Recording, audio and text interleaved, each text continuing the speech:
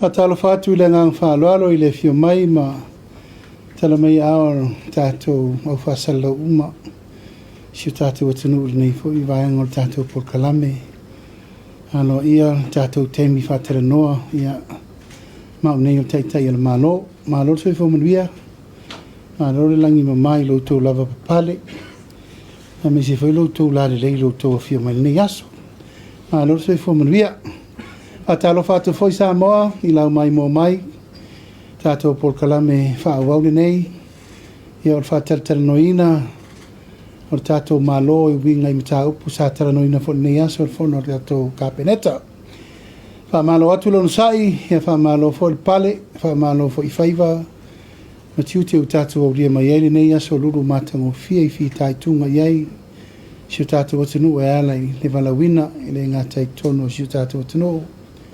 Le malo ia mai se le kalesia a talo fatuai mai mo mai Samoa ni nei foi tu la laso ai mai se le mai mo tapo ai mai si tatu tunu I tafa fio le lolangi o fe lava mo mai tatu fa sera long ia e tonu lo manui me uma ia le tu o tatu tonu mai le ni foi aso ruru matango fie man manuia au nei mata upu sa fa tera no ina ile sor ka peneta ia tulanga masani lava fono asorul uma o le so sa fatela no inai mata upu e winga lava le whaanga ingoino o whainga whaambae tu la fon whaatontonu tanga alwenga teitasi ia ai mai se le whaatulanga ina o mata upu o matanga alwenga whalapo ptonga al malo sa fatela no ina fo I le so tu langa nisi o whainga whaambae fau uro di mata ita inai ngā alwenga le tunu Ala ntanga alwenga le tata au whenga alwenga pisa si tato Public Service Commission sa fesilingi ai le kapeneta ina ia mai se whamaumaunga lo ia po whea o toaile to o tele o tangata o whenga alwenga le malo whenga alwenga I tūlanga company tu moti ia ma whenga alwenga I tūlanga o nuu mawhianga mai tu malo e son fata auto maeli potia widi ili al tato pisasi ia ole mafuli ole fainu mela tele o le o mawani ngā luenga matulanga ole whafo ina al Polkalame fau al tato malo o mafuli I tūlanga o e o ngā lue ina lava a inga tautua fai whatoanga au fai whaiva ia mai lato o mafuli ia ile tūlanga o le tautua ina o uma whianga mai tu malo. E le ngata e lea sa mo mai fwoi whainu mela fast food mon tupa pasene. O lo a fia ia I lato o lo whainga luenga I lalo o le tato malo. E se fwoi whalapo tonga tu oti. O no su pasene o lo ta oto I lunga o lato lava o lo ngā lue lato mo lato.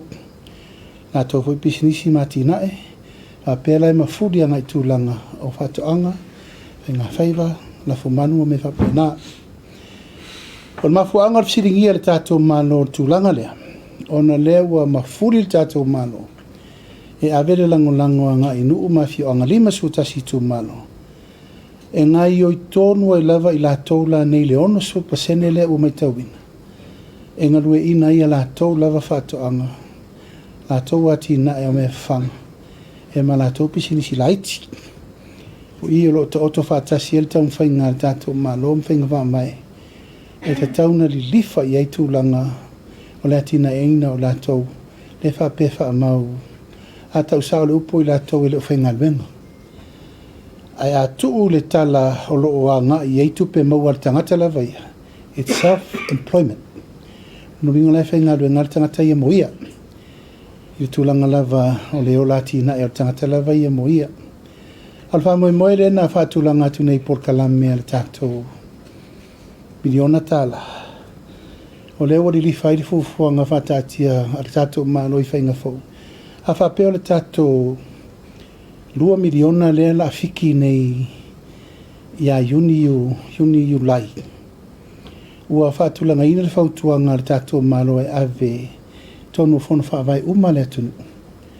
E whaanganga le tasi te 5 miliona. E whaia iati na e ia I tūlanga o ati na enga me tonu ranu umari tu malo. tasi te si male 5 miliona. O leisi 5 se lau wafe tala, ua whaanganga, iri tūlanga. E whaanganga la ia tina e la ni o pisinisi. Ai tū malo, e tuan maua ia tupele i tū malo. Commercial site. O lona winga, o i. O lea whaatula i ele i tū malo ia lana pisinisi. E whaawhainga luenga i lava tangata o le i tū malo. Whaataita inga, whare piriki, whare ngausi mea, whare whamumea whale. Le ale tu inga tina e mana o le i tū malo e whai, a ia whaua tina e commercial. E toi mau mai tupele i tū malo. Po la to sia e aver valele, po la to sia e aver utos, po le a se tu inga pisinisi e whaua le i tū malo. E mauti noi, e toi ta avale le tupe mo la to. O lona winga, e umane le nei 5 tausanga. E te tauna tupu le atina e le 5 se la wafe lea ua whaavasenga le dato malo. O se wha tupu manatu, ina ia le ngata ina maua le tasi te sima le 5 miliona e whaanganga i atina e. Awa eise mea tau se tupe whaaputu tupe, e tupu tupe. Alona winga toi mo mai tupe pe whaalu tupe. Tasira nā o whaamaunga le lei na mo mai le so. O mautino ai le tūlanga o le mea o tatia i aile whaamaunga. Mo le ngalua ina o i latou e whiawhai ngā luenga i ngā luenga al malo. Whiawhai ngā luenga i ngā luenga company tumoti. Ma whiawhai ngā luenga latou lava mo latou. Nisi mtau pu sa tala noi nei le sol whainga whaamwai al tātou pisasi. O le mele nei o i latou e ripotia mai to tonu. Ua sori tu la fono al pisasi. Le lava e le o tātia le anga tonu mtau pu nei. Ona ei nisi na tutupu i mea tia o sola maso walu. A whai mea pio pio i to tonu mtanga luenga le malo. E reise a wala tu ina tuai mtau pu nei. I limo tu la fono. Pa wal mela e iai lalo le tanga luenga al pisasi, o le whaasala oe le awhetala, won oe, tue whaawhenga luenga oe, e por whaamalolo oe. Ao se upu se whaasalanga e tau iai lau mea leanga na whai mole malo, pe te ngaoi, pe te le whaamaoni, pe te pio pio, e leise me whaapena o iai. Atu atu lai whaatusa tusa i company tumaoti. E mawhaina loka le tangata i lalo 5 se lau tala, 2 se lau tala, ma me whapena. O manatu kapeneta, ua whai asi maa le ale o le mele nei. O le le wha maoni o i lato e tau valea o maile au nanga le malo. Ai pe ua whai maa alo whanga le mele umalofa ma vai sola. E le mta upu no tonu kapeneta lua fe lusfun ma le lua. A mai tau ina ise tangata na whai ngā luenga mo le treasury. A ngai whai ngā luenga mai o le tanga luenga o aonga. A e ona heki ngai le tūlanga tupe le treasury. Ma whao ngā mai ei tupe whetu na inga o to tongi. A ua umana whatati al tara le tupe. Sa o whina o marosi le nā taimi e aver mta upu i limo leo leo. E o mele so e reise men whaia. E isi tūlanga whai ngatawa i fo i mtanga luenga o whalemai. Sa tere nisi o pura lango sa whai kon kalate, whai foi mea pio pio na whai nā e o mai le soe le ropo o whea wo iai. Ei voi nisi o mea i tangata 5 tango ese i tono tupele malo, peitai. E lava tātou te vai le temile ni, e lo longan whatula i me tauna iai. Ma e o lo whai pēr ma mea tau mua alo iai, nisi o lau whai ngaluanga, e le o whamaoni. I le tūlanga lea, ona ea, e le o lava le malosi o le tūlafono al pisasi. Nā tau te whai ai se whai unga tāla whengai. Ina ia tapu ai la le mere nei. A po isir fia le whapea ua tau le pua malafo. Ai mo le anga inga mo le rumana, e le te tau. Le te tau un wha wau pere me lea, ma ua polo ai nai. Le mtanga luenga al pisasi, e te tau no atu ia iuni. Ua teu le tūlafono le nei. Pulenga tangata whainga luenga le malo. E langona le nganga whaaftaia i latou o lo tausisia pēr tūlanga o le tūlafon. Mai latou o lo whamaoni me tau ave. O nei foi le so ia sa whai foi se whai unga. Al kapeneta toe atu 5 lo ia siri se tasi mta upu. Se si foi tangata ACO o se mtanga luenga. Ua whamaoni ia ana sori ngā tūlafon. Ia e sau foi whai unga. E re tai o le me te tauna e au wha maonia sori ngā tūlafon. Lona winga, e te tau na vaaile a wala whaatino ai ia whai unga mole malu pui puia. Awa e le tala whea ngai ma le whea i le tūlanga o e o lo ngāri rue wha maoni tau ave o lato tiute i le malo. Ia e o lo tata fiti isi ma wha tafulu. Ia ma tūlanga le wha maoni. Ia ai o lo sao whanga pēr mea e te tau o na wha sao sao mole. Umana i o le tato komisio tangata whainga luenga le malo. Solo pe tato ngase pe valu nisio ngase o lo awinatu malo intia. Ato a fo i malimalanga al minsta e ta pena nisi o whaatulangana kon kalate fau. O ta tala maile malo fiti. Mo le awinatu o tato ngase o lo winga o temi nei wa tolu atunu New Sila intia fiti. La fo i ua a maile tala sanga al malo saina. Ia, e whata i tai fo la tofa le maa. O lo New Sila le aso le nei le fionga le minsta so e fo malaro ina malanga komiti whapitoa. O lo o e wa ai si whale mai e se atu nei lo whale mai e sa tatou iei mōmua. Ta pena i fo le veingo ne tatou tangata i whafo. O lo wha mua pēr tatou so e fo malaro ina. Ia, mal whanau nau ta inga inisio fufuanga o man tatou tala noai. A wā le wha le leia tili o tūlanga lava au nanga. Tonu o tatou so i fo malolo ina. Ia, ua mae o na talalo ia tatou maketi. Tatou maketi savalalo i le malanga mai o le fionga ri Palemia o malo New Sila. Fionga ia tuisinave o matotua. Ma le sona pasia lo ia el kapeneta ia na lisio i latou e tauna a waifa atasi to tono le tatou maketi mo temile nei. I le vaai al malo o se tasi le nei o atina e wa tauna whaatupu teleina. Ona i le tai lava ia mea ia na whau il tatou maketi. Ma talo sanga wa mai. Salo e whaaluaina whaatoluina le lisi le na au mai. Na i leo latou na talo sanga ina ia le maketi i Savalalo. Ia le na ave lau tua lalo o kabineta. Whaile me te tau na whaatulanga. First come, first serve. Il tato mele sa i nei. Ma avere tautinonga i tangata nei. Ia ina ia awal whapolea. E maua u malava avano a leo whaasolo ia taurumango tapenanga le malo. O le so fo ina pasi ai le whaataunga o le sifanua tele. O lo whaafsanga i mane maketi i Savalalo. I Fungalei. Perahim, auresi afa eka atoa le i le ua whainga whonoina i le so whatawina i le tato accident compensation port. O le whanua le nā whaeka. Ma le whanua lea tulau lava le iei le sa leilalo le au vaai, le sa leilalo le au vaai. Ta sil nā whanua le uwha mautuina o tau ave le tato Accident Compensation Board. O le whamoe, o le whausia ina o tatou maketi whaopopo. Ona o le vainga lena vai ei nei le melen tula i mele tatou maketi Savalalo. O lo whaatupu tele ina i la tau pisinisi laiti.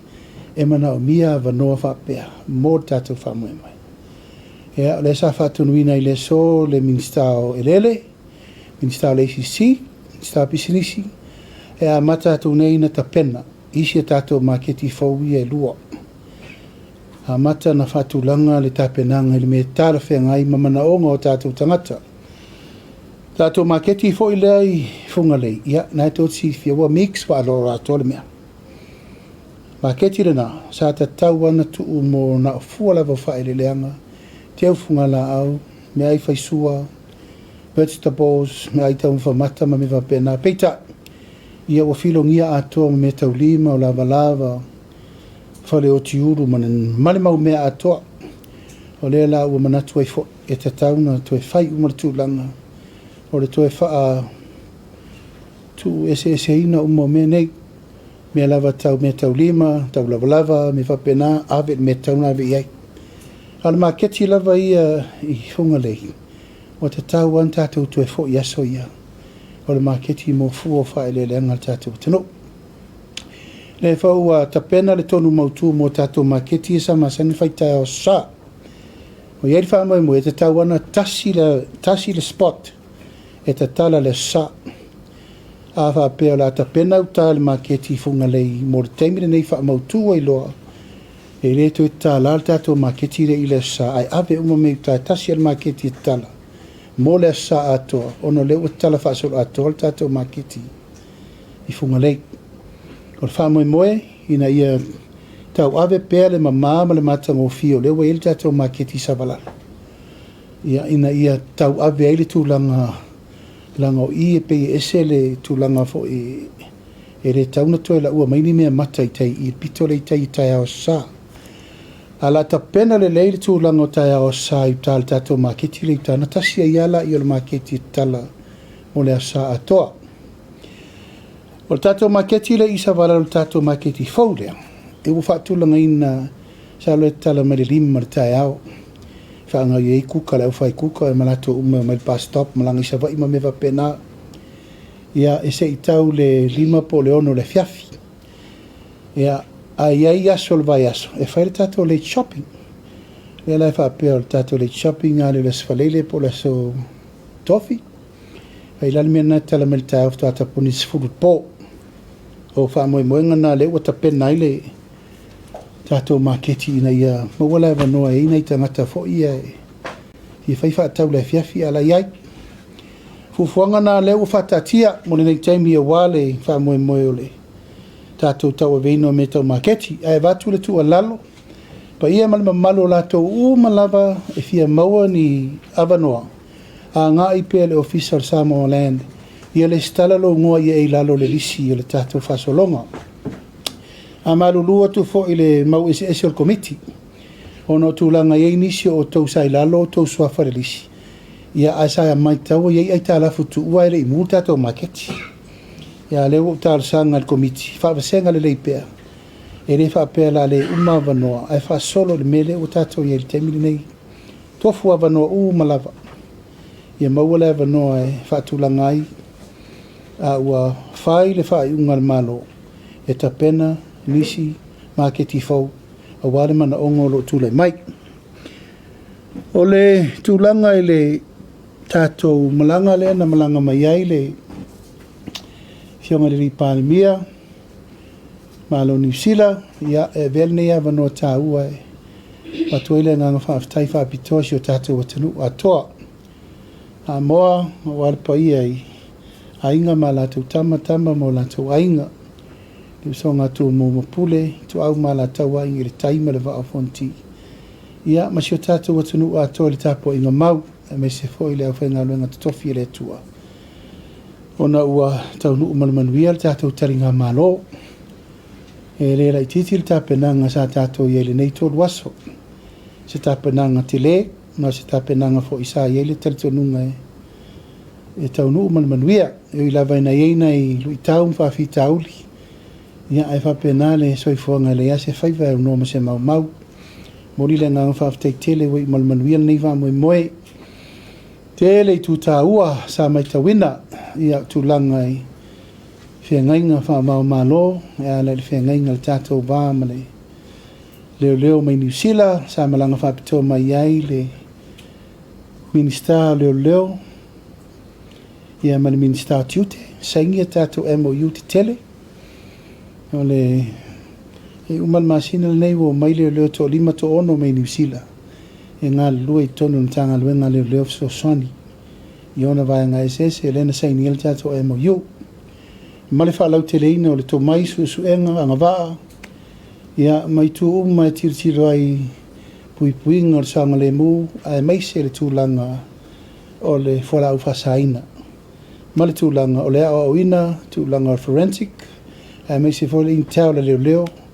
Tūlanga tau suenga, ia tūlanga tau tolengi ina, ia ma mea mwhapena wantanga luenga. Whapena fole whengainga sa whaile wā ma le tātou ofiso tiute. Ia fole na masainia i ma le whionga le Palemia New Zealand, tātou whengainga na e lua. Tu e main tātou scanners le lake. Ia, tu e maini tātou taifau le lake. Ia matala noa whaatasi le puipuinga i le malo New Zealand tātou i nei Pasifika. na o tau silatu wa matano mai va mauru e momoli mai cocaine ma fala vasaina el Pacific ai fa aftail malo fiti aftail malo tong lai matala ai ala na matala langa lai leo mai ele e força New Zealand ala fo e mate tu mai isi border salato ia mea nga i mai ata to e fa ui mai South America e matau nu mai e nei fa ui atua i nei Australia ma New Zealand la voi la pui New Zealand ma Australia langa o le channel la tu nei ata to mea no vinga e taun tato pui ai ua ta pena le tato whengainga fa vau malo tato Treaty of Friendship ia e le lai titi au te le loa ia nei te ua le maua e le ai sesi atunu o le lalolangi o iai se whengainga ma New Zealand e pei o le tato whengainga le faa le wole ma New Zealand I don't know but i lau mai tau ma lau vai e le eise atunu o le Pacific o whai le mea lea ma tato eise mea o nono winga e le te tau an tato whata malai le temile nei o le wo toi o mai New Zealand ma wawe fo il tausanga o taun toi teu tato whenenga lea te lea mea toi teu ono su whata usanga e le iei mani teu mana whai o tele me ututupu le tato wā tele me usui o le larolangi tele me te taun tato mana tunatu iei wa tau lon tato tilo iei tato whewa i wha vau le malo ia pe ona iei le tato sanga tu sao iei ia o le tato whaingo whien whewa nai tau si fia e maliu rol tangata i New Zealand e le tate le whatati tate le tau pure fo pe maliu pe sao whai pe graduation pe whai puiponga celebration po le alawa tau te o lava eo al tangata o vai ta pena tangata eo al mela le tupu ia whain tatele ono tūlanga ia e a vea isi tangata soli tūla whono isi atunu ia uta o tuam tātou whapea o le e tātou te soli tūla whono ia maa mea umana le uta pena e ala ele taunu mai o le fionga le li Palemia ia e tusa ma le tātou mawhitanga le na whai tūlanga tau skorsipi tāra sanga te whapopo tūlanga tau skorsipi mo tātou tūlanga tau tolengi ino fo mai ma mea uma e fo isa uwhaari sa o lava iai e lua tātou whale mai le tapena o le whale mai fau tūnei matou ma le whale mai fau isa vai sa uwhaari e manino a ele fionga ele li Palemia whale mai le na whai New Zealand tasiva fitu rima tātou whale mai le o mal temi nei le tu o le whale mai e matua i whetau i le matatou it's a tropical climate hospital le sa i tātou cute 7 ma le cute 8 yaso ia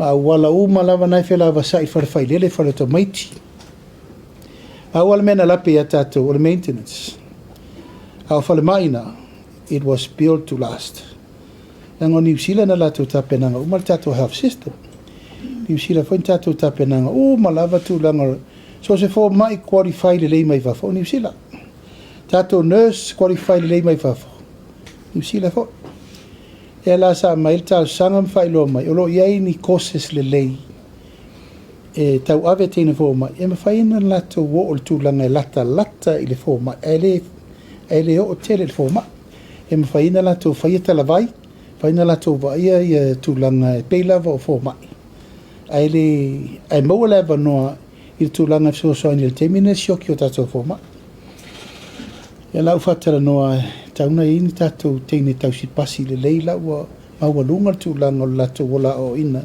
wha le tausi soifua e amata lona ave nei tatou tangata na ina ia mawhain so soani le teimine le tausu anga o tatou fōma ia ma le tele o whaftawa inga tala no tūlanga o le awina atu o tatou o loa fua whae le leanga pa ngā whaiva ma mea mwhapena tūlanga o tātou trade agreements le fo isa wha tala noa i fo ia tūlanga o tātou valele ia wa umana tau tino Palemia New Zealand ia tātou te tau whaile tātou valele ia e peila vana le New Zealand Qantas e Pacifica le ia tātou a wa umana o tau tino iei o le mana onga a Samoa i nei Samoa lo lala ia turu mamau whaile tātou valele ma o le purupuru lima le melea le uta pena il tātou sao le whai So e se lan mawhauwhaunga lana, maisia mawhauwhaunga tato e mua.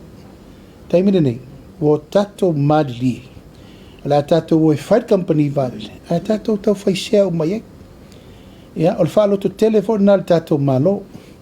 Wai pe o aso ia. Whai ngau. Aisa, na le malo ana whaia. Aisa, a wha pe o mai tato tangata. E ia tangata sa moi o mai ala tole e New Zealand mane e Pasifika ma Qantas. Ai fia lo tato tangata, ona lo lole. Ia, ai longa to isi si tu elwe se tato vadile. Ia, o mana tuna tunga mo le whaafoi na tato company. Sa matou fono e foi ma le New Zealand. E le whaititia le nganga whaaftai le New Zealand lana le lava e tautua Samoa. Pa wala utala no whai e le Palemia. Ana whaapea lava e tatao e perpa o pasasi. Ia atonu le to e whaisesi ma whauwhaunga si spito. A le mele tatou te nau wai. Service. It's an available service. Mo Samoa, Amerika, Hawaii, Australia, New Zealand. O le wha moe au tūre nā mo le tātou tāpenanga. Ia, le so foi, ia na avel whaaftai whaapito al kāpeneta. Whaururunga o mtanga luenga le malo. Whaururunga o lato le tāpena, le tātou taringa malo. Ia, oe na fiar komiti whaapitoa. After ile tua ia wa e malmanu ia tatou taringa malo ia wa le malanga mai ia tatou malo falo ngia ia ve fo nei ava no e moriele nga fa aftai tatou fionga pia ia pa ia lava le wa lo sina ma ina lepa ma foi falo salvalasi ma lu fo fal tolu ma foi tua inga tu sa mau tu malo pia yon tu langa falo pe wa ta pau ma inga falo polu mori le nga whaaftai te le lava tua whol no wale le no foi on foi a se montafa sa on no ia me se foi tu le tfonga pe foi le fionga li fai pule ia 5 gram ia no fa whawhenga ona o le sauninga a tato walo atu iai a pena foi le whaalolo mawalunga e ala le toina le tumpalpala ma le swafa o le fionga atu isi nave mo le moto tua ia atonu e se aunga tonu vo e se tu langa le lei mo le tatou wafa whenga i New Zealand ia tonu ua i manu ia le tatou whamoe moe me uma ia o le lava e whaasolo le tatou se lau lima sutala o hi rei mosan se lau lima sutala ia pau au lo le whai tupele le mola ia nga tera na money there's money available everywhere ai malo fa tailo sa a malo le fa palpal e va ko ingsi o ko ngo mo le lenga fa sko e la va e fa malo tu lon sa i male ang papale se matu tu malo le fa mane ya di ele tua na fo e fa solo tu la va tu la no fa mai no le tuta wa ese lo wa mo wai la to sano fo no fo le palota oka se le ar rofo ni tanga se le ma fa le rato wai at tau fili ai sui tau va ya elena tia e tu maro na umane ai tasia te do palo te vai o vile tu le te tu malo le o paloti i silima tasia il palo tan il palot o sile tu itaile o fisa fa na palo e vai vo pe fingi sui le kuma o kaskokiri e tato va vai la menta u fao il palot ale tere ispalo te tafo sole le o le stala e ili tua nga fa pena vola il palot le a sa fata mo vole na umane ale lua va te lo sa fata le palot le nta mo ne o le ta u le fai ma inga no vingo lo mana je lo ngai fa la ar ku pe fa le skala eso i ko kio le anga fa pena te tona ma auto ai si si le ta u la wa ya ta ia ma la si le fa ta u lo tofi e pa lotta le ia tanga te le tu malo ia fa ta le wa sei fa ai u le na lo nga fi ta mo le fa ta le fi ma le pule le tato fa na pa lotta e te le tu langa wai o mai le so la tum watai ia se tu langa silin fa ta ia ono le whaamaiti al tātou malo e mau o mai lātou e re umwhaina le stala. Ia, le tala re nā. E ini mta upu tau te fia sao noa mai ai. Tātou whaasoa mta noa. Ia, ona whaawawela le tātou polkalame e talatu lewa noa. Ano, sao noa?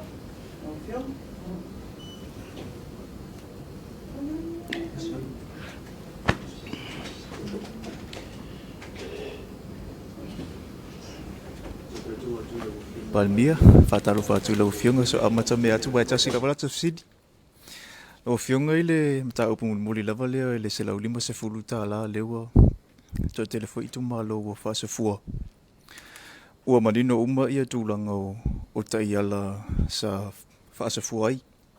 Ai pawala mta upu e fia tuli lua le whamanino ngā lau whionga. O i la tofu i o lo nofasala i le wharipui. Le whapea e ngā waa fui la tū. O la ula fsi lau whionga. O na pē le umanino. Po le atonu wale awala e mawhai e una. E mawhai e una maua i la tū ne ia le tupe. Pē alusa o ia i la tūwa e ei fui ia te ia la wharipui. Pē alu i o la tū ainga. Mos whamanino ngā lau whionga whamunmuli. Ia, o le taupuna wa umana soa iele pule po ai tonu e whamani e ina le tātou se lau na masfotu. O le whamani longa o le whai unga e awhia uma tangata uma. E au nei le tūlanga e whitu nai tūlau lava teipei o nai tātou alum whanau leo le RSE i New Zealand. Se longa lava e o mai nei e ana whatua amwhailen tala sa o lato tupe. Ai mawhai o na whai ai ai ngā tūlau lava mō lātou le nofo sala. E whai lātou tusi whapitoa po whetau nā ngā i tala ino lātou tupe. Tai pei o me voile le tangata suruono i lalo len tala e mātua. Whanau. E nā latua leo tina ia. E mā veo matamaiti lalo i fo i lalo rana wawa inga. Si vana ili suruongo i lunga lenga. A wala tamaiti tiam tala lan tupe. Ai olo iei au wala o te loe mwhaina whaatino ai. O nao lasa ta tala lewa no mo lato uma. Ai la whaatulanga le nā ele. Teimi e whaamautu mai ei lato uma o lo no fsala. E au na whai ele le tūlanga e tala whenil tala ino lato tupe. O mai mea i lau whionga. Ia o lau se omta upu o le tūlanga i le tātou whainga wō ma le whainga paanga ma New Zealand. Le peo na e saunua manino e le ato e se taimi e sila i to e teu wina. Lau whionga. Po le ase sila i e lau whionga ma le tātou malo pe ato e teu tātou whainga wō wa whaisi leva. Le ua onos full whātau sanga. Ia o le lava e polonga si o tātou watunu u tau mwhainga o le itu tau whemalanga inga i visa. Po le ase sila i ai i le una ia leo New Zealand e alo lofa e au mai se free visa mo tātou e whemalanga i ai lau whionga. Ia, o te loa wa umana whaafonga le New Zealand tātou tarsanga. E mulia ina lo whai atu ne. A lau e luma mea o le parliamentary o New Zealand tau whai ngā tātou tangata lei o. Ia volo tau whai le whionga ia ana e awha. Ia manisi o le tātou atano. Lau e tonu. Le fo ina sa wasi i lalo tonga le tu yono le tu tala nei tātou. Me fo ile le abato tatsi tseni le nei la fa upasia. Au la leo mea, o me umana e afi ai, le afi o la tona i benefiti. O alanta li e New Zealand. Ai poloka benefiti. O vaianga mana le la tapena e ave la lo tātou. Ka moe lea.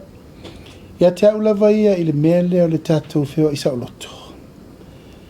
E afe, salape afe, ono se lau, afe fitu se lau. Tātou tangata lai overstay ai i New Zealand. O le whainu mela nana me e te au vasolen te atu nei. Whainu mela le na. E ser popole i New Zealand. Ono le tūlanga le ia tātou le watu sao loto. Langala le o le mele tātou tena nau atu ai. O le whio i sao loto. E le o whaingo fie New Zealand i lauwa ai te tala na o Samoa. Ai whaasā o mai sia tunu o Pasifika. I le vaaila le mea fo ilai fina wa anai o i le na o samo o le Pasifika. Lono winga a whaia manuia, whaftai le atua. Whaftai. A o aula vaia ma la umai tau. Pau ale me tau. O le mele sa tato ia yaso ia. A palai nei ale visa maua nei. Ma le tato multiple entry le sa tato ia. E te whaatanga i New Zealand mo le masina ato. Pule oi lau waru malau sau. Ai maua lau dua petol 14 days. Ato e maua le tato mena. O te tonu tato a mataina. Ina ia mawhaina to e lola le mele. Tupu al whareverave o lo. Wa ova ma le masalopo wa ova le lima suru ono suru au tusi lango lango e avi. Sulu mai au le o le oki kangu kai au. Fai pui ponga le vaso le wa lefa ngā mai graduation. E uma mena e le ito e mawhaina whaafengo fie. A o lau mau ma le tausini onga. Ona o le free visa. E toso mo le Pasifika atoa. E lau le mai tau. I la ufo I vai tau le fai tau vai leina o le saunoanga le Palemia.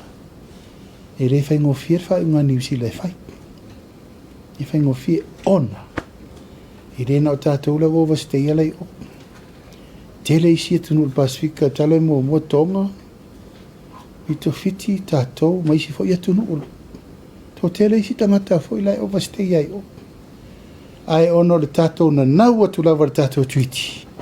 E le wo tātou, we are now family. What is family? O I nare walu reina walu atua I le fionga e. Tuisi nave mauru mto atua. You know, a tātou wope ono fai atu. O te le lope isi si atu nu o le Pasifika. O isi tuiti m tātou. A le alai walu atua I le mena na ai awha petupu. O mana o whaila tau tinonga I le Palemia. We have a responsibility to do ourselves. A whapela e o tātou tangata. E I fo I mea ngā ruenga le malo. Ia sa iri kangakangi. I koe fo I markeimi leo ai.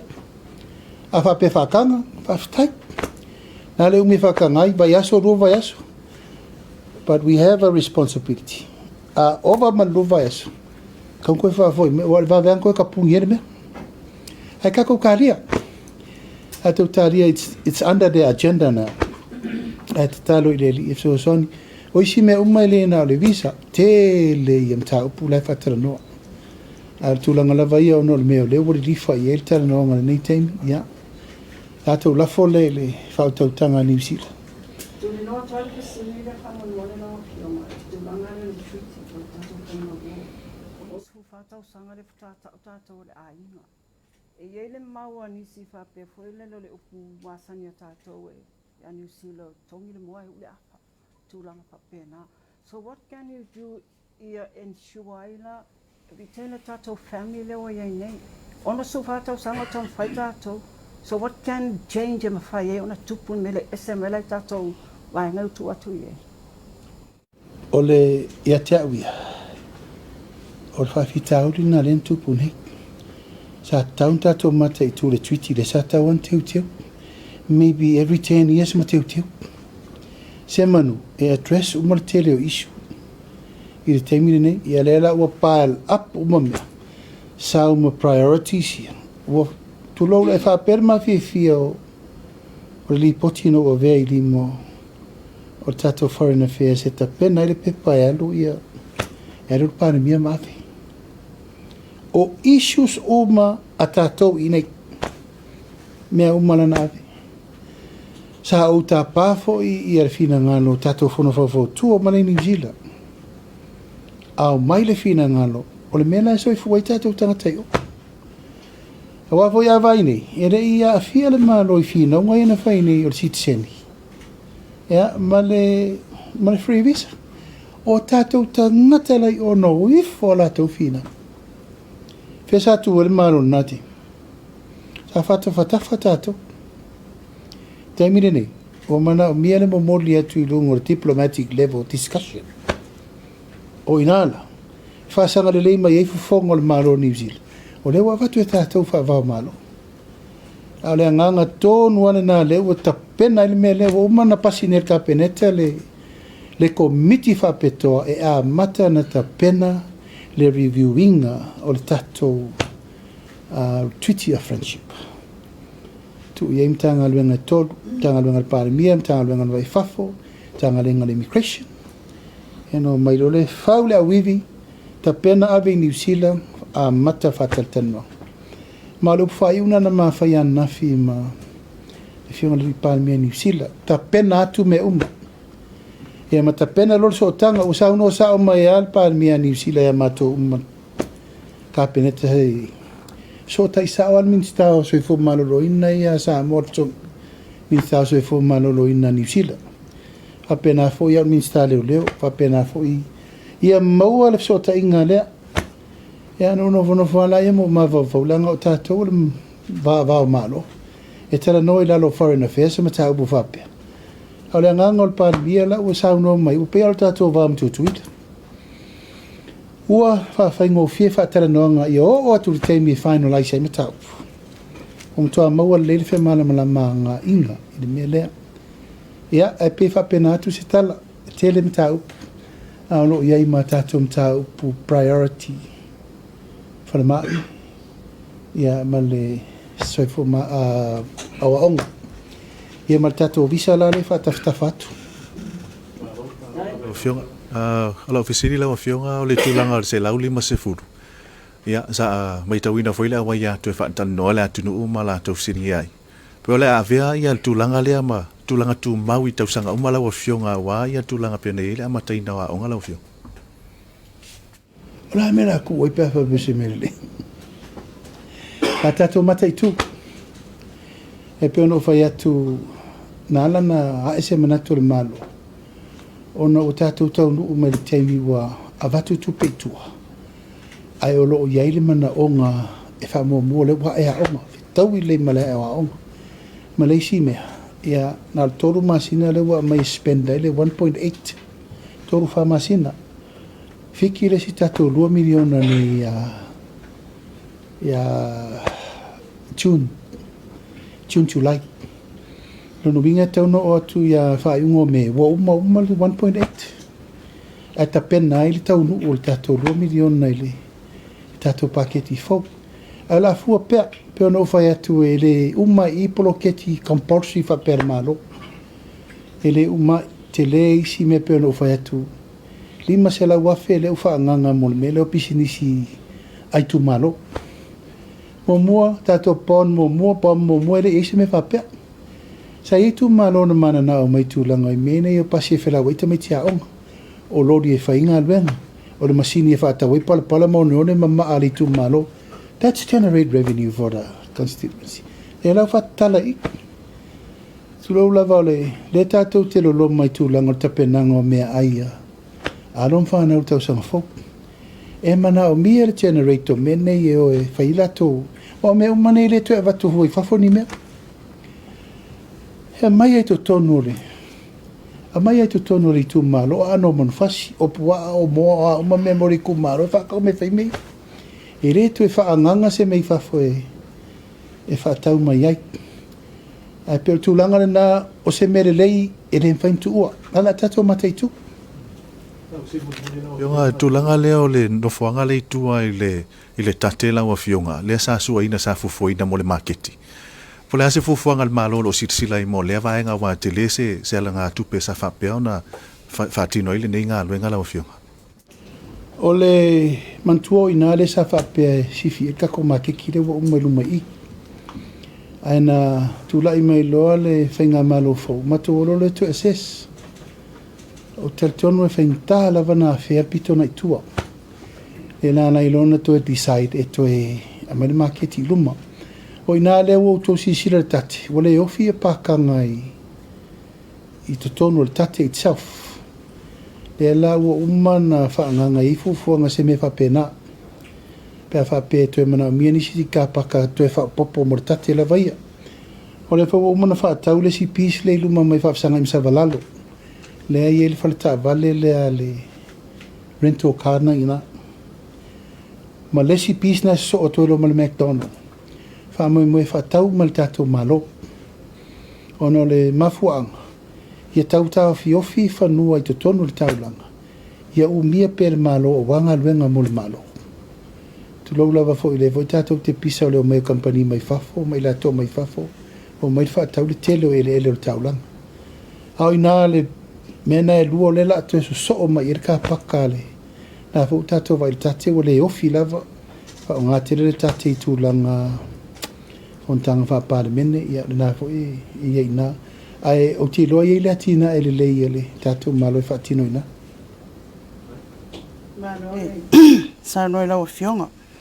O la ofisili mo whamol mo le tūlanga fo i le e leto e tau Feiloa'iga o lewa tātou le tūlanga tonu lava o atu nuu e wawa ai e le fianga i tusai o le tauale e alu nei Amerika ma Iran ma Israelu. O le fesili. Pe awa e sila fia fo e lau fionga o a ia a fianga o le tauale i lunga o atu nuu o lalangi. Ia a fia tangata o ngā luenga o le food supply mea umalawa o le soau a o Samoa la ia i lau fasidi o le ase plan whataatia le malo wa i ele taimile nei e tau ai ona longo ina tangata o le tātou atunu ina ia mawhai ona no fo tā pena no fo sauni i tūlanga umawa e lela i titi le taua lea mai lela i titi fo le tūlanga a fia o le lalangi o le ai. Ia sa ave le whaatonu ngā kāpeneta i mta ngā luenga umalawa le malo e tapena mai i a tātou fufuanga lo le mau. Lea lana teipola nei lumo le tātou kāpeneta. Mua a mai le tūlanga lo i le tātou malo i te tonu le ono masina. Tarun tūla i whainga malo fau leo taunu e voi sa tātou tere noa le lava e aso ma whainu mela ai tālafu. Tupe maua, Foreign Reserve, GDP, leo taunu ulen tuwhai a tātou vasolen te atu nei. Tātou polkalame leo tapena, e leo tapena whātumtumu lima. O le tauala e alu, e o mai ngalu i nei, e le whapele o mai nei. Food supply, petroleum supply, o mea uma, le tātou te whalango lango i e le tātou import, o mea nāne la tātou vai e. Mua e o runga tau o supply o me faufale, ma mea na e le mwhain tātou alafia. Aisea, o mea le tātou te whalangolango e o imports. Al me tā ua lava i e teimine nei le sa tātou whai ai pēa le una i le nei. Ia, e awana i sioki e tātou me tau mafa. Tātou waira le teimine nei, o a me tau mafa mai whafo le tātou te whalangolango e. Mafuri uma tātou me ai, me mai whafo. Nono wing, le lava una i atu tātou, mea lava lo te pese ai, whai a lava tātou mea anu, o a mea mwhain tātou tā penanga i nei, ano manufasi, ia tūlanga fo o whang, e masani anu whatu ai. Whai a lava moa, whai a lava pua, o povi, o maa moe, o a umati nae. E le tātou reto e alofia tātou reirol me topu. Ia, tātou vai le ngā te whale ma mea o mea nā le taun tātou tiutilo i e. Ma e le te taun tātou whatamala tauan tātou tapena. Le tūtau suau, o umano o tārsanga i ani usile e sosoani mai pe a te iau tātou whale tonu. O le tāpena le whono whapitoa i le vai aso le nei, o umano to fia le fionga i le sui Palemia atu e lupe e teitei whono i le vā o le treasury ma le tātou petroleum supply, PPS. Ina ia wani tātou whale tonu tūlanga o soau mō tātou. E whaise fo i le tātou wafi mōli ma mea ma le tau te alua le temi. Tāum tātou tāpena. Mai le lai titi tātou tāpena ngana mene nā. Ia a whapea fo i whale tonu tātou supply le temi ni. Ia tātou apa i ani usila. Eo fo i tutuila. A te rau whatamala e tutuila langa re whatamala Amerika e tutuila. Ma tua fol tato unleaded lena mua introduce mai Samoa. Tutuila na lau mai. Te mantua Alfred Hunt. He was the first person nana mai le unlead le tato mai tutuila. E no wingala, le lava tato te tā pena il tūlanga o tato sua uma me va pena. Au tārsanga vo i le fionga i le ri Palemia Ono tūlanga o pensini o valele. E wa pe mafa me umale New Zealand me e sa wala wa I valele mo tankas ki kele. Just in case it happens. A leo po pipi tato tarsanga New Zealand. E tu lau lava na tu sifia o me ale ami ma me Feiloa'iga me la wa te loe te le se sa pala yo tapena vo New Zealand e la tofio storage po le lava ia la tapena tulanga ia tau le tamau ainga yoe tau tato tapena nanga e te le ia fianga man tu tato tupe la fo mai tato tupe lo fa nganga mai fo me alo fa tanta mai fafo. Yeah, afia New Zealand ma Australia, afia fo tato. So we expect, the change. We expect le fetuna inga. Mo tato la vaia. Taun tato tapena. Me fo le avatu I lava fa malu si au. Me siri ma le taua. Le wai tupe tu malo. Ia afia lola ia tapena me umal me taun tapena ai. Ina ia wana I tato tolia.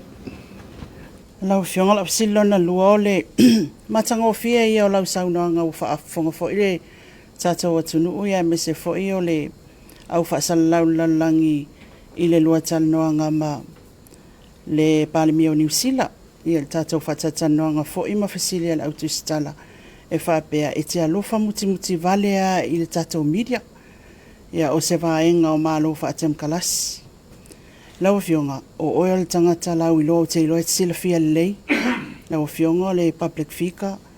Ia mai tele foi fai tionga lau fionga le taimil nei e mese foi. Ia o le umi lava o le nei foi paia inga o le afa pena lava o na le malolo le tele o fai tionga. Ile mata upu ma le Samoa Observer. Pe e tu atu ai fa apea se fesili. Ea ele itafane le finangalo lau fionga le tūlanga lea. Pe a mai tau o lewa e saunoa, o tūlanga tonua ia o malo fa atem kalas. Ila mātou fo I tū vai. Nā se tō whai lau fionga. O lairo la observer me fai.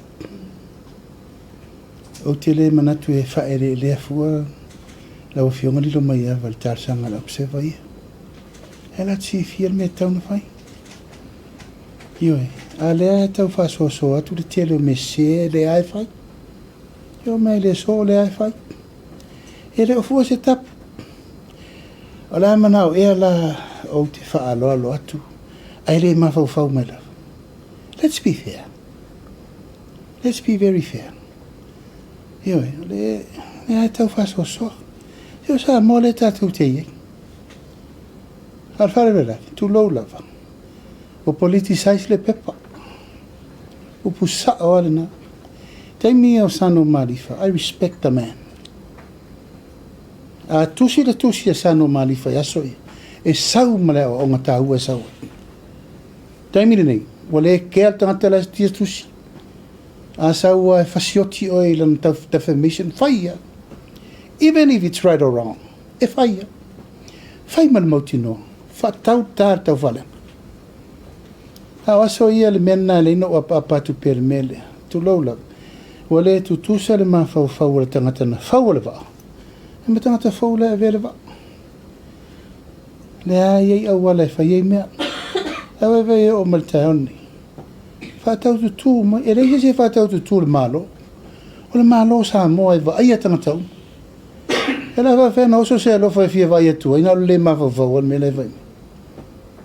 Te musu e fatu sa tala langa le te wale vali. Pa fenga iei. Ele o fuose tapu. Le tai. Le ta tia ele. O fisa o leo upu na fai. O atu a sori lo fonu. O kaka fai am kuara ia ni ma fau. Ko e fai si upu ilunga atu. O mere sao ma le tarfenga. Le no fula fenga luenga al maru. Le ai se fato e setasi. O la tu faula vape. Ai fa fe o to. Fa fe o to ia to te sava vari rungo le leinga. Ma tō mana ia le tarsanga atu le malo. Ia mai a ingo tātou tala ma upu ia fai. Ia e tātia whapea. Ai lai loa lava e taun fai mele tarsanga le observa le la te loa e la tō me taun fai. Observa olo uwa ai le tūlanga fai le pēna e sau noa ia laksen. O I tū ia o le o malo wha atem kalasi. a tau vaini le moni o lau tala le whai atu. Na tau wala au mai ia te au ina walo loma le whai ngā wālote. Wala au ma tau tō tu le epa, fie me, ma, na tau iai uma. O ai nā pia, na oha ua nā pia. Oha una, au te amana ia o tau. Wa iai sa utala na lau ai si o tau e whavalvalea stofu siri whai mai. Hei se upu. Awa upu na lafo ia o tau. Lafo. El mena lea. He le teimi. He le teimi se longa te vaai atu a ngai mai le mea wai lol me taun whai. He toa whai la ia. Ai voi ava nova ia o mar teimi le tato media council. O whea la suru ia o te el mano. He rei se media council. Awa o man whatula ngatu le mea ngai ai tau pulengo me vapeni. He ana sa o lotoa la ia. Pule le tangata. Ai tatia mai. Langa whailele wa lewa mai atu fo il saufa i laksen wa ngai New Zealand ia il tūlanga o toi foi. E le o malolo e le tele o tala o le fia sila fia foi il tātou o tunu o le mea o mea umana tutupu. O le tūlanga foi le pe ona tai watu le press release le official malo i le tūlanga lea i le porkalame pe ona tā ua. Wa e over excited le porkalame wa la i ona whaile tala ia pe o le tūlanga lava ia o lea sa tātu sanga mai lakse no whea le sa wa o le tai au foi lea. E tele ia o tala nau o mai foi le media la tau. I le tūlanga foi le o whatinonga le malo. Ai le o ieiso mātou. So engai lea tu pau a lea o le press release le na toi avatu. Ia ma le tūlanga tonua na iai le porkalame lea pe ona e saunoa ia tapuala. O tele so ona whaia se tala i se mea whatupu. Mai o te musu e toi fo i tual tala o le utau nu le nofo. O le mea sao lava ia. E tutusa le talo sanga mai a laksin. Ia malo nofo whale nofo. It's the same thing. Ana ielo umanatu a whapele e talo sanga mai. O te whaira nofo. O whaira nofo. Ia awo musu e toi halo i tual mtau. O le whaira nofo. A le tele i o le fue lave na toi o ala vave au le na wha awhewhesta maro. Whea mei o le au mai umale whale vai maunga ke ke ere ngofo. Ma wha awhewhe. E le o mariri e le whale vai maunga le nofo. Wha maru lua tu la vai suri ma wheo i o e na whaari. Mai lana no o mai tusi a te ua. Nisi fo i suri le tu malo. Si ure wha sina ya seo mantafa. E me si fo i suri wha alo sina. O au. Sa matou whea ngai malenu o pia. Sa au wha malamala male iai le mana onga ale malo. Ono tūlanga o lesa, ta i whetala noa inga. O te amana ia la lato tūlanga te te ea nei le nofo. Pa wale mea no tue wala au i le tū malo. Ia tū le tufunga, ia ma le whaipule. O le ale tūlanga sa o le mta upu. Ona e whapea tato mea, e le ia nino fo te te le whapea le pisa whapea. E ia ia tūlanga o te te. E ta te soa le pule. O whea la e li lifa iai le lautele o le langolango. Ia le mele nai whai. Ia, ai e se fol tātou porkiki ne. E se fol porkiki la e whai mai New Zealand. Wa lau sau fo i whaasolo atoa i e sui o isi vanga whau whai. E re mana na o tupu le mele. Ona le la wha alo Samoa. Mane maro Samoa. Ia laksan. Ia, o le wawea wale nā ua taunu mai nei. Ai o maritala e te au. Ua popole laksa. E re whaataunu ina lana nofu. Ona uwhai mai e to o varu se lau wafe tangata ia la o mai sorte te. O le mai tau la si pare mio New Zealand. O se mea e mata ngalo na sau e whai lana nofu. Ia e ari ni winga whapea te te enisi lana nofu. E ano whamalo si ale i tailwa veao na una ua longoa. E le whaao le tato Foreign Affairs. Whatu le whaatari. O tato upu e le whaierungo ke fongi. O le ampasa ni New Zealand, o le haikomsina New Zealand, o maitala no. E peo no whai atu. Pe talasanga mai laksa ni la upu le na whai. Pe le talasanga mai fo, o whai, o le mea tasi. It's the same thing. Pau ale mea no u manatu ai. A le tau nu ure nofo a le Palemia New Zealand. O la te lele a fianga le tātou wawa whenga i rono winga. O le whātau nuina le moni o tātou upo o tātou lai. I au i o leno o atu lava le tai au whaadi mailo nā tunga lunga le mea tonu le tsau no i ei. O whātu ia le leik. A whaapea o le e te atu ngaru o na whaapea o se talo sanga nā mai. Le a whainga e mwhaino o si tau langa mo whaapea atu. O a uno o whai atu. Ono lo manatu. Sa iri mano whaatau no. Whaafotupu. O leo tā pena tātou. Ia, o le sacrifice nā no whai. Au te rola a where lei fwoi tala i lunga. Le te sau no mai. Whaapea mai o lau tala na whai. Elo se mena mana o i New Zealand. Tā si ala tangata e mori mauri melna. O mātou le sa i mem tupu. Ai wa o manatu. Whai ia o mo staulanga. Tu ia leo santarsanga. Au tātou nofo. Ele lau tātou o. Tātou le wofo. A o tau nu o tātou sa wha. Ia te au lava la ia o mana e wha mā le a venga isto ina marana mataupu. I ona o le alanga mai o FFF. I le upu lea. Nei te ufa o ngale matai. A whair free visa. Si o ke ofa. Ona e se fōle me laika kiki mai eisi pā ki la ngiusir. I le mele isto ina. E no whatu le ia o te poli. Le la tau ia le upu lea. O au leo o whapeatu. A fio mai e o leo maadili e mai le fio anga o pia e. E whailau whafotupu mal whafotu le vāri. I elena ma whailona tātou. Whaasoro lom whatau nuri nofu. O le whaasisi langa le nā langa la fo o le. Le si vaenga o le au mafia matalai. O te tautala se i le mena tupu. E o tautala tu o ia. Fai fo ia mo sta langa o le nā mea. Ina ia saol tātou zawa. Ia le wau. E ore nāua manino sa mga whiunga te tai tūranga mata upule, tūranga sewa mata tō tai, hae manana tuko. Ta tia ka whiunga mata upule manino, ia mo mara manama ko. Aia ngai si se tātou si isi mata upula lo te.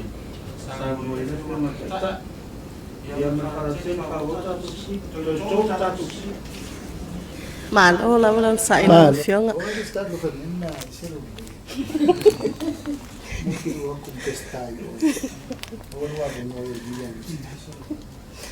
Lau whionga o lau whesili whamal mole i le tūlanga le drug test ale pisa sile sa tu e whai i ale sa tolo whamal mole po lea se update o tūlanga whai wo o iei o nei la sa tala lo iei langa wo pisir ka peneta lau whasoro whenga whawai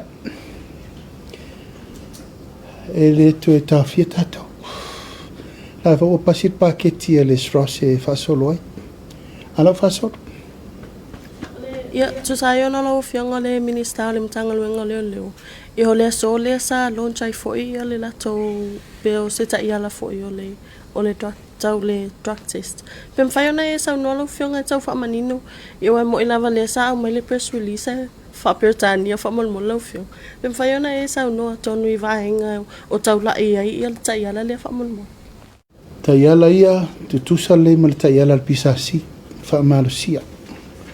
Whaamalusia tūlanga te whalau whasaina. Policy, le whatuata pena, uma policy am tanga lue. Ai peia la mua le mele le tato pisasi lango i whawhenga luenga o mai tato. E o vole a mato, e reise si le test. A saut whai pūre alu paroka e testa koe. E negative kua whenga alu. Ia o tātou mafo i tau ana o tātou tūri te tau tūlanga le nā ao leo lava ia ua na ua launch nei sa tau no iai ai langa sa whairka peneta. O le sau fesili, o le tātou maketi, ia wa leo mai au na tala loa ia. A pe o le tō fesili lava ia niso le malo le tunu o pe le wo o le tapunia lava pe o nei tai au nei. Pala so fina ngalo po e eise si tūlanga o tau whata o to lei wa mafua i ona le tatala ina mo i lātou. Ia me se fo i le tūlanga le tau noa i lau whionga i lātou ia talu sa ngātu. Ia whaonga ina i le market. Palemia o tangata tuai lava lea sa iai leo te tustausanga po o tangata fou o lau fai pisinisi leo le a me se lava ila tau le pesa movie o taifunga le whaatatali en maketi fou whamon mo. Tia matatai on te tala. Ta pasini pepa kapeneta. Ela e oni e ilo mo tangata lau whamani e inga lisi. En ta pena e lolo le lisi whataltali, e pena o whai atu. Le whatau nei le tato malo, le isisi le si whanua le afaeka. Whafsa ngai le karanga perahim. E mawa ai, lau ta pena. Ele uma vanoa. Ele uma vanoa ele tūlanga o. Ia e pēr tūlanga le nā, te lo lava e rei asesi ele mana uma tangata uma. Au lau wa e taun wha mo mo ila tau sa tūlau lava, sa a fia whaatasi le mu. Nā tau na wa lewa na tau tuaina le tunu I keke pua ampa an keke ma mea uma nae.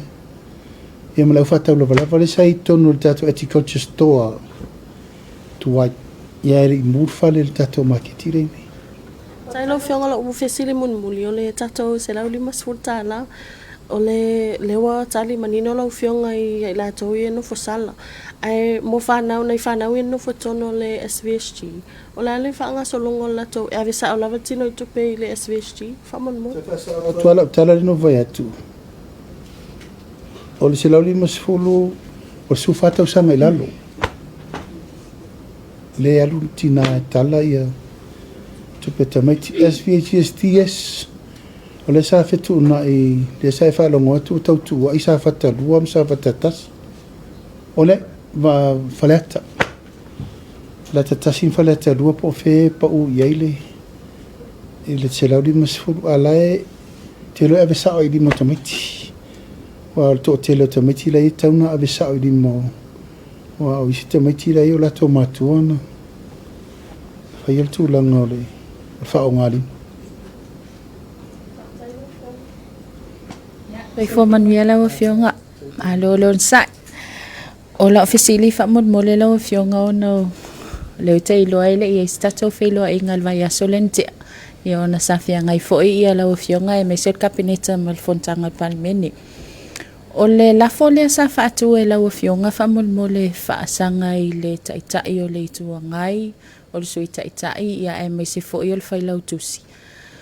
O le itu le fia fesili atu ai lau a whionga o na o le asa anginga lau saunoanga. E au fia ai ma ofisa whaasara lau e valu.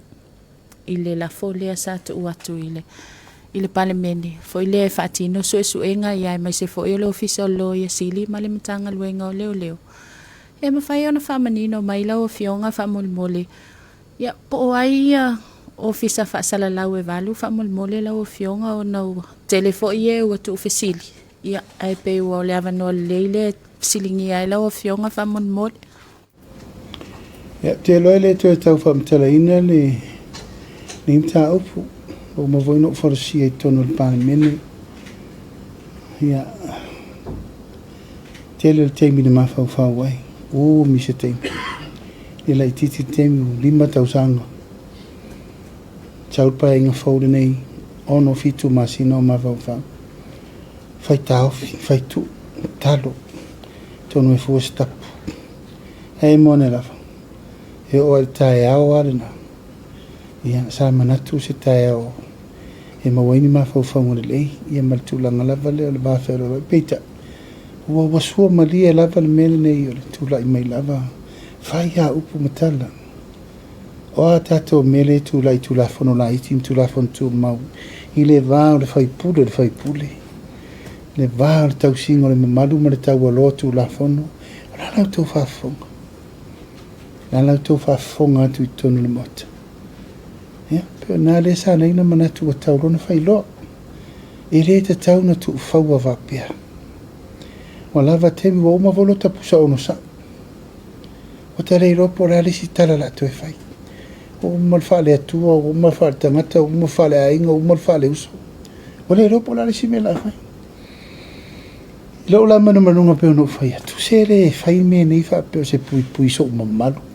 Po so tau aloa, po so tamarianga le ai. O au le o tai de malo. O au o le tai o le tunu. I le taimire nei. La sa tau whawafonga I le pare mi o le tau atunu, atu lai main tangata whapene, ila launi upu ia te. Whamata ana o sesi o tau le sa whaile no fua. E tau te lavata tari nei upu le 5 tausanga o whai. Ia, fua i pe o tau, because you are not wearing my shoes. Tau te le lore o ona, ti ngā me le whaingita, i re ngata ia te. Lok tu malo, si o wainga, si o whanau, o ai si o whanau. I mean, I don't leave my family alone. And I mean, le tau te vai atu i. Nau tau vai, e mo mua pā i le whana. La sa tau whawhawhawha, e mwhentou ta tali upo nā. Lea whape o tau ia tau te whawhawhawha atu ai. Au lo lava turi mata inga, o a teitai o le malo, I have to protect the integrity o lo tu langa wha Palemia. Le nā leiro na mawhua na uta Palemia lea. Tu langa lava ia whaal tu la whono, e awe le whonga vita lai. Aisea, o laile po whonga vita laile tu la whono e pui ai le mamadu o le Palemia. I le wafa whenga, e tangata o la tau lui tau wina, sori ngā tu la whono, whaan Palemia. O le malo si anga le whonga vita lai, tu tusa le leia ma le malo si anga o le Whamsion City, Court of Parliament. Power and privilege, laile a ao le whonga vita lai, e whai whonga vita lai ngā lokal kangaka. E nā maa whon whailang sa kingi lai, i le vare nā i le sopo tu le pule a ma le pono whātonu, i le speaker. Le nā lein whainta ofi te langa o le whalwhono leita. That's the Court of Parliament. E whai ai inga i ma whainta, whaile mena, e le whonga whetela. Talu mailta siva o no sfuru na wha a vail tu la whono. E le ilo te lotea, le i ma se teu ngata sin whai i. Aisea, e le i ma se roi a siri ula vale loke ku la whongonga. Because o le tu la whono le nga, e matua ma oti ai lava le malo si anga o le Palemia. Le lana la ino usuru ro le whonga whetela.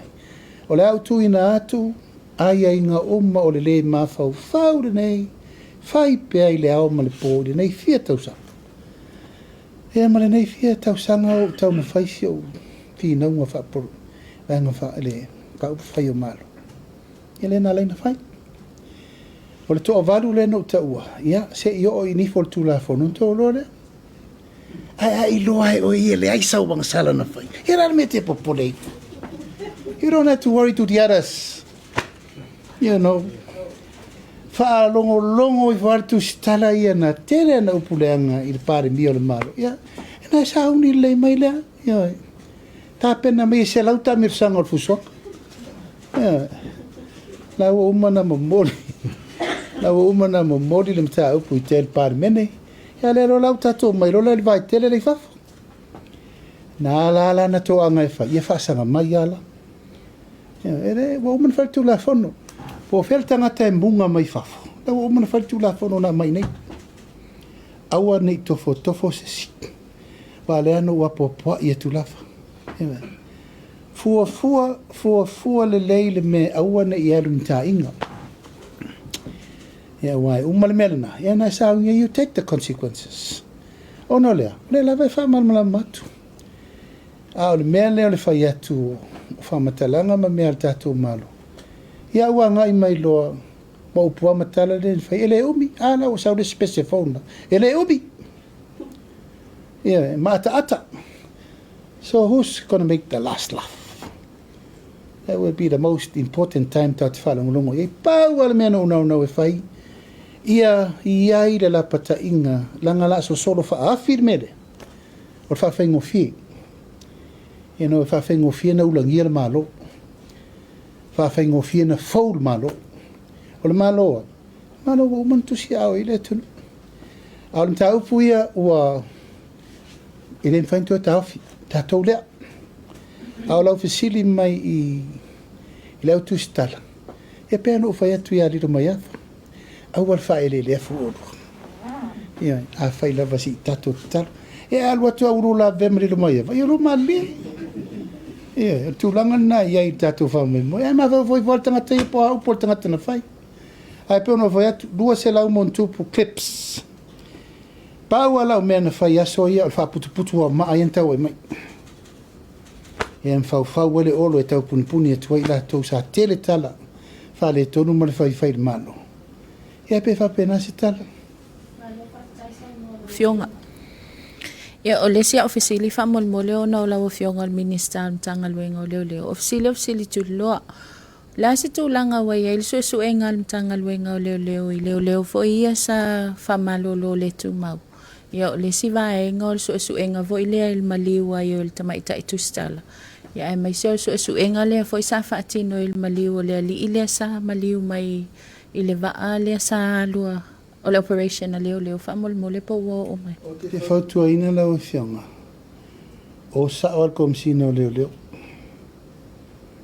O inae ma weltari ma oti al mta upu le whasolo te mini. E le whaingofia il tūlanga o siari ilana maliu me le wasa. Tele i o whetuna inga sāwhai. E le ilongo ina le komsina o leo mta upu lea. Ma e le fo se mafu anga tatau na leina o. E le ilope na whaini o whaola ponia o le tele i o le lave nai tu tonu ina mta upu. Ma o komsina tau tadu. Tupu voile i tangata i ana tua ia i le liki ino information. Tafo i di mo leo. O mana ufa i whai le leisu su enga. Ina ia manino ma malama le nta upu na. Ia maisi mta upu umau te loe e maua le tali i alo ia. O a uia fatoa o mai lava le me mwhaina ufa i atu. Ua maua le whai unga. O le teimi nei lai wha solo la te whai unga. Ni whamon mo le lau fionga. Ia Paua wo mai ia paua malanga mai ia le tu malo fa sale le anga numero lua. Ia ono se tasi fo ile mta opule salo te tonu el fontanga al parliamentary fa mon mole. Ia e pe lava no u tau fai fa pula i le tonu ungon ta fa sale le anga lua. Leo te fa tati. E leo sesi fo i tu le nam tau. Leo te whaatali o me soa le pule ma matou tera no mwha soro n tau. O leo te whaatali. O le lau fionga. Ia, o leo wa whamawai al taitaifono le lakapi Samoa. O le ala le sila asanga le malo, le ala sila il tūlanga vo i leo le se le ni le asa tapisai whamolmo le lau fionga. O nei nā vela tusi i le ai komsina Australia. E whape mo te whilo i tōtoru Palemia Tonga, Palemia Fiti Mao, e mal Palemia Australia, e mta upu. I le tūlanga la vai whangai ngoina i luma. O leo ta pena mati i oe whatasi, e ave umal tusi ta pena i a whangai ngoina o le proseso le tupe. Nango te re mana e misi tātou ma le tupe. O neila le sola ki li val tusi ave i o le ampasa la he komsina Australia mo le tau pulea. O nei foi sa toa tau nu, me le tusi ale Unia Samoa. Whamamla mai lau tusi na ave. Lau tusi na ave le toru masina te rwai lefto atari mai. Wiera aka. Lefto atari mai nei. O te lei whaitau le leila le tusi langa lefto tau nu mai. Awa umana o whamala mai na. Msaro le whatasi le wharuo. Piano u tau whai atu. O suru whawhia mai uni la iti uma Samoa me la tupu. Tātou vai e fol tūlanga o whinauna i ana tupu. Mai o le manatu le malo. A le suel pūlenga atoa. Ma le awhianga o porkiki. E le tue manuia le tātou au la pi. O le lau fufua. A whapea lava. Ia whaftai wa fua se tapu o whamawai le teitei fono. O wa tātou te whiu e whea lor whai. O le pūlenga le sa tupu o le whawhita uti. A le mauria na o maumano u fo i tua le tunu u. O mahoeno u whaari le tunu. O te le mana o toe nini tu lou lava. Tu lou lava nei te uwha pēa nisi o tamari ilai tonu o tau talatu o nol tūlanga o levana la kapila to. Iwe, ai o le tūlanga la i uwhai kengi wha porkiki rwa ingole a. O le upu sa o le na. O te le toe mana o toe o tātou le mela i el temi nei. O le fesiri fo tau iau tau. O whea le mele ua iei le aua letu. Whea tūlanga le utatu iei. Aua tama, aua teine, manu Samoa. Ea, ma le tātou tei tō fitu. Where are we? A le au sa le fesiri ngia pa tatou o i temu. Ia, langa sa tapo ia o mai le tunu. O faiva tapo ia. Faiva nai manuia. Au tata mala le mele le fia uma. Ia no rola e le tūlanga le mela le tatou i le temu nei. Au ia o ta pena a fai lava e fa audio di to lava le fi nga o le yungi kuai. O ta pena ri yungi fau e fai. Mai paulo le wala o te manatu e start fresh o mai tatou la kapi. Ona va ai mai lo le lango lango ma sa mo la langi ato. O tatou me fau le la o to la lango ina ia manuia le. Fa mo mo tatou la kapi al le nganga la vaia. Wa vela tu si le asosi ale au liki a Australia le no mai matou fono. Ua le lei. Le atapa le latou fina ngana wal fautuanga na no mai fe mai etia. Fatua leva no fatali se tapena atu le tali zamo. E lau tapena le tatou tali lana aven nei. Fatara nor tupe. A umana mai le tupe il limo le malo. Fifiri le malo. Le ma pulenga fau e anga iei. Ia, mata o tonu le meo lo. Iei fina ngā lole. Le tunu. Ia. Hei se sifsiri ke fau. Ia mali a pesta se whakanga mai se furu fesiri re. Lau fionga mali e lo fina ngalo. Leo leo wo.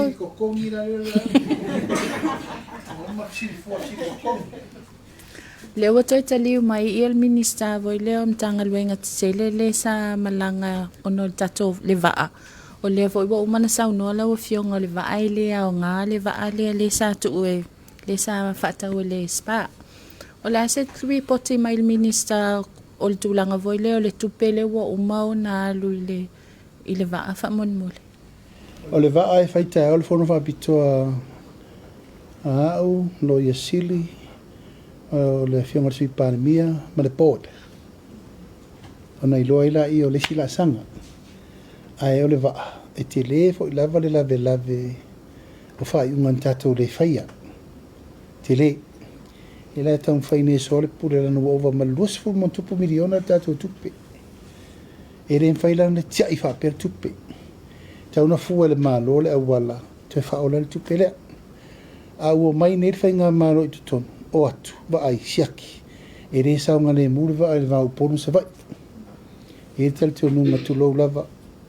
Te re ropo o whena wha vai ai le awala na whai ai tulango o marine assessment safety. E la tau whatau nu. E pau awala le tuli matai le malo. Wha uma lele ngā luenga. Ia e vaise si awala pe toe whatau le vaa polasi si me whai. E toe whaola ma tupe le malo au tae au e whaile whono wha pitoa ma le board. Wha asoa lau pulei mta upu. E ono masina le fta o mai tonu malo. Ai o mai whaisi lave iai ia inga. E le i whatau nuina. Na mafu ai o na whetu na i whapere mea ua. Ia ele mwhaintia ia e luas furu mo tupo miliona la. Tau wha e le tunu. Ia, whaftai atu. Ia man malu le tātou au tustala. Tātou Feiloa'iga fwere nei aso ele. Lo whamananga le leo le atua. Ai whaftai atu mo lo tō wawanoa. Ma le tātou whasoa fwere nei aso. Nā whaise mea o le mwhaina tali atu. Ia ele umal whai aso le ri. Te e whaputu nei sto fisiri se luas furu wafe mo tātou por karamene. Vai aso fau. E mana i al tātou taranofi fia i. Whasoa, ai ai ni mea tau te fia maramala mai. Fisiri mai o ruma. Ai leanga vore paka kuma in ko post maka kupa. E pe fōringa mai kau kere kalangoa. Se kako kalangoa maramala mai. Ona whenau tō fisiri mai i le mwhaino talia se tō fisiri. O te tau mawhai lava e tali atu ma lava noa. I le mea lepe, le mea len sau no mai nei i le lilo mai ava. O te whaalolo atu. Ma lo tari te nunga e whapena fo le tausi o le tātou ma malu tātou tana noanga. Te ava noa so stein. Al tu langa ma le wha mui mui whaftei tele mo o tau o lo o tau wafi o mai mtala mai ao tātou whasoi bēs uma. Mo le tuol whaftei tele tāpoi mai sa amore nei aso. Tātou tāpoi ia whaiva nei vai aso e me se fol nei aso le tātou ana pongi. O le ato e 5 minute ia le whaipara le tātou whono talo. Tala lo ia i fo i tātou talo talonga mo nei vai aso. Ma le whamoe moe tai tai tātou so i fo manuia. Ia awale tātou por kalame mo le vai aso fo. Tātou tala rofai le atua so i fua. So ni mai whai valo whirima o wale tātou ngā luenga. A marulua tu foi. Ia se upo la vale ma le tauta mali. Lau whaafonga mai tātou autu stala e me se foi le mai monga le atunu. Ia tātou la fo inu le aina e fotua il tau malama. Se si tātou talonga fau. Amuni o tele whaftai fo ia pesta ma tātou ofisa. Me se tātou press secretarial i wale tātou whamoe mai. Manu tele ina le ne whiawhi sa molo tele atu soi fo mai manu.